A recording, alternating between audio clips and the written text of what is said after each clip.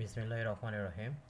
আজকের টিউটোরিয়ালে আমরা ফ্লেক্স বক্সের ফ্লেক্স ডিরেকশন প্রপার্টি নিয়ে আলোচনা করব। তো ফ্লেক্স ডিরেকশন প্রপার্টির কাজ হচ্ছে যে ফ্লেক্স ফ্লেক্স মডুলারের মাধ্যমে আমরা যে ডিপগুলোকে পাশাপাশি রাখি সেগুলোর ডিরেকশনগুলো আমরা নির্ধারণ করে দিতে পারবো এই প্রপার্টির মাধ্যমে। যেমন গত টিউটোরিয়ালে আমরা এইভাবে কলামগুলোকে আমরা এইভাবে পাশাপাশি রাখছিলাম। তো ফ্লেক্স ডিরেকশন প্রপার্টির যে ভ্যালুগুলো সেই ভ্যালুগুলো হচ্ছে যে র র রিভার্স কলাম আর হচ্ছে যে কলাম রিভার্স। তো এই ফ্লেক্স ডিরেকশন প্রপার্টির ডিফল্ট ভ্যালু থাকে র, যার কারণে আমরা এই ফ্লেক্স প্রপার্টি ব্যবহার করার মডুলার ব্যবহার করার সাথে সাথে দেখেন এই কলামগুলো কিন্তু আমাদের র আকারে এখানে শো হয়েছে। অর্থাৎ এই কলামগুলোর ডিরেকশন হচ্ছে হরিজন্টালি বা লেফট থেকে রাইট দিকে। তো এটা হচ্ছে যে ডিফল্ট ভ্যালু। এটা হচ্ছে যে যদি আমরা র ইউজ করি তাহলে আমাদের এইভাবে লেফট থেকে রাইট দিকে বা হরিজন্টালি এই কলামগুলোর ডিরেকশনগুলো থাকে। আর আমরা যদি র রিভার্স এই প্রপার্টিটা ব্যবহার করি, যেমন ধরুন আমরা ডিফল্ট যে ভ্যালুটা আছে র রিভার্স, তো আমার এখানে যে ফ্লেক্স ডিরেকশন ডট এসটিএমএল একটা পেজ তৈরি করে নিছি, যা সেটা মেইন ডিপ, তার ভিতরে আমাদের কিছু চাইল্ড ডিপ আছে, আর এগুলোর কিছু স্টাইল আমরা এখানে করে নিছি। আর এখানে আমরা এই যে ফ্লেক্স ডিসপ্লে ফ্লেক্স ব্যবহার করে এগুলোকে পাশাপাশি রাখছি। এখন আমরা এই যে ফ্লেক্স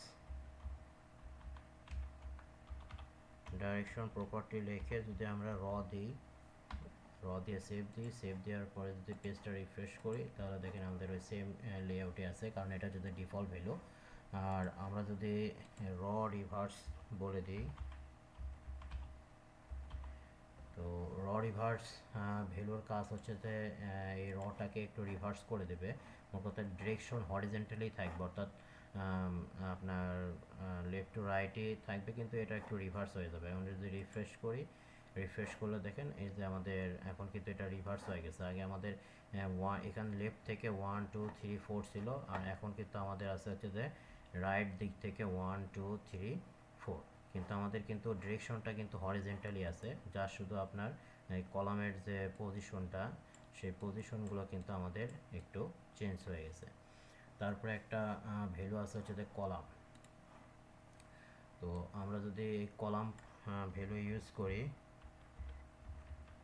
কলাম ভ্যালু ইউজ করলে আমাদের এই বক্সগুলো আপনার ব্লক আকারে এখানে শো হবে।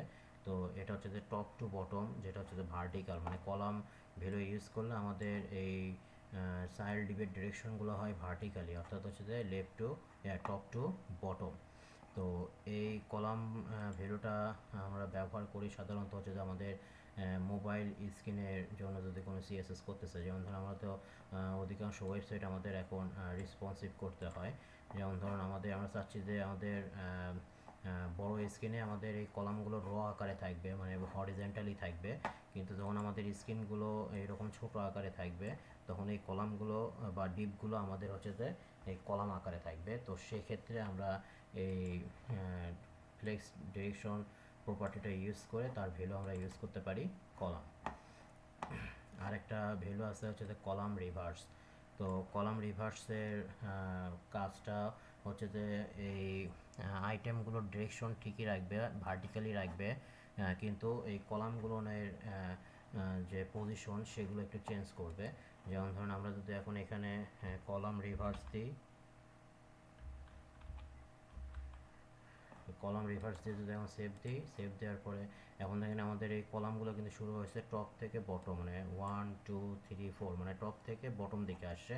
এখন যদি এটা রিফ্রেশ করে দেখেন আমাদের কলামগুলো কিন্তু এখন বটম থেকে টপ দিকে চলে গেছে। মোট কথা পজিশনটা একটু আমাদের চেঞ্জ হয়ে গেছে, কিন্তু মেন যে ডিরেকশন সেটা কিন্তু আমাদের ভার্টিক্যালি আছে।